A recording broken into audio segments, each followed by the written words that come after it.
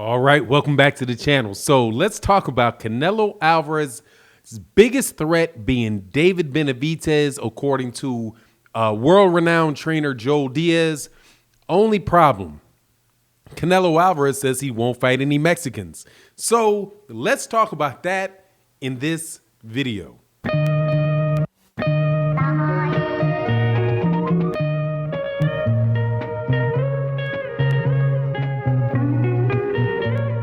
All right, welcome back to the channel. Canelo Alvarez, I've got to say this every time I do a video about Canelo Alvarez because it's important. Canelo Alvarez, I do believe, is a great fighter. He has had an absolutely terrific career. He is definitely one of the best fighters in all of boxing. If it wasn't for his performance-enhancing drug issue, I would have him as the #1 pound-for-pound fighter. I know that he's very, very skilled. I know that for any fighter to fight Canelo Alvarez, that is going to be a very, very tough fight for that other fighter, whether it is Jermall Charlo, David Benavidez, Billy Joe Saunders. It doesn't matter. Canelo Alvarez is that good a fighter. Right now, the reason that I say that is because, unfortunately, for the last several years, we haven't been able to say that he's fighting tremendously good competition. And he has some fights coming up. My understanding is that he has back-to-back fights planned. One is with Billy Joe Saunders, and the next being with Caleb Plant. The fight before that with Yaldemir, I didn't even watch. Have not seen any tape on it. It occurred. I was like, whatever. Didn't pay any attention to the fight. If you looked at the several fights before that, pretty much the last really interesting fight that he had was probably with Daniel Jacobs. But the last very competitive fights where you were like, okay, this is something where we don't know if Canelo Alvarez is going to win, would probably be around the Gennady Golovkin fight. The whole time up through this, though, up through 154 and 160, he hadn't been fighting Demetrius Andrade or Jermall Charlo in either of those weight classes.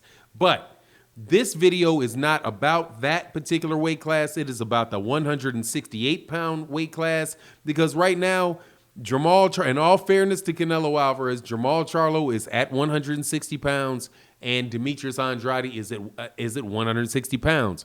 Canelo Alvarez relinquished his WBA 160-pound title. Gennady Golovkin's still at 160. So those are fights that can be made between those guys. And then as far as Canelo Alvarez goes, the question is, what is the best fight for him at 168 pounds? And what's the best fight between any two fighters at 168 pounds? And Joel Diaz gave his opinion about it. Now, Joel Diaz is the guy that used to coach Tim Bradley. He's coached trained several other world champions.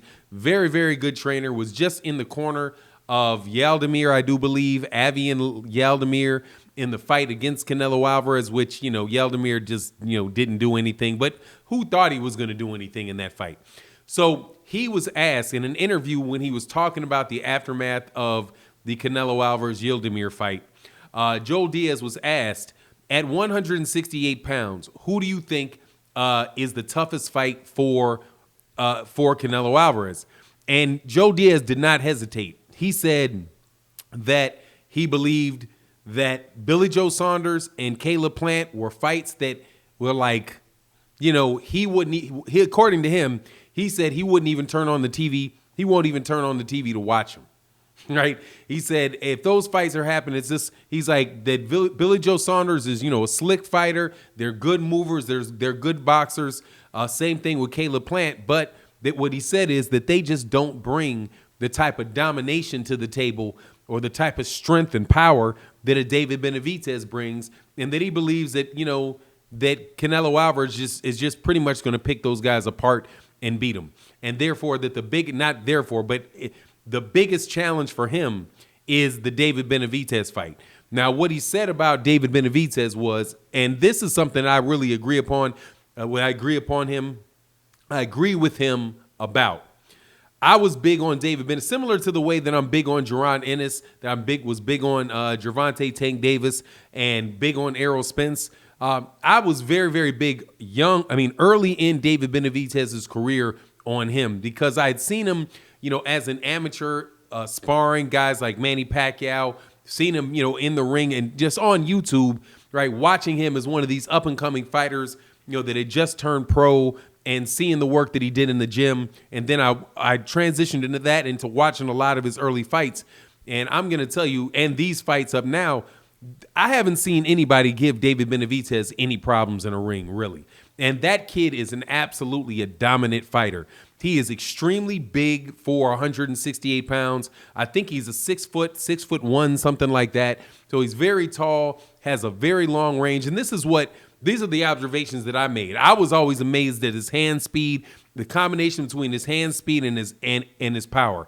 And for somebody that is so long and tall, how well he fights at multiple ranges. He fights well. He can fight at long range. Or he doesn't spend much time out of range. He's similar to an Errol Spence Jr., where he's really trying to cut the space and constantly cut the distance between people. But what Joe Diaz pointed to was the size of David Benavidez. He said, look, man, this guy's a really big kid. He's very strong, very confident. He talked about his speed and his power, his ring IQ, all of those type of things, and his belief in himself. And also that David Benavidez is going to be somebody that is going to be there, to trade with Canelo. And I think can really test Canelo. Now, here's the problem, right?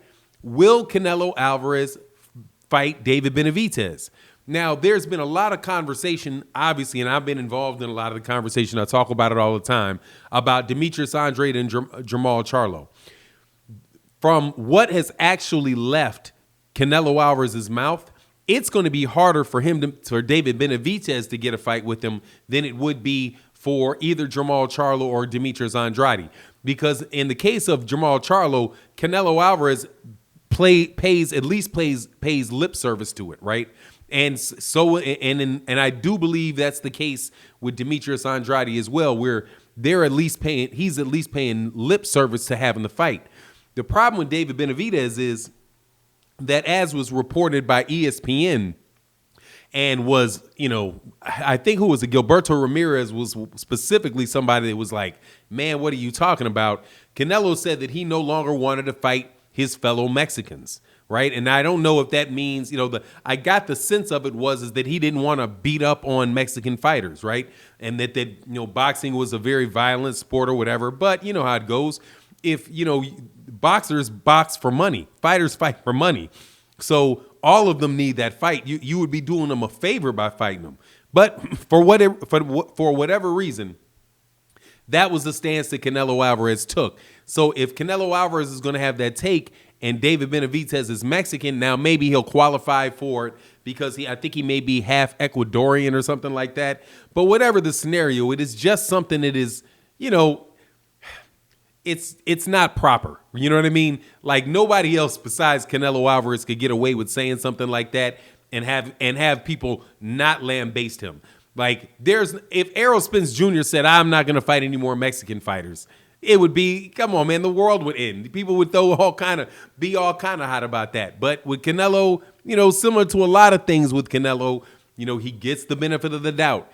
And that really is the thing that gets me the most about Canelo. I know he's a great fighter, but just, there's a little too much bending over backwards for him.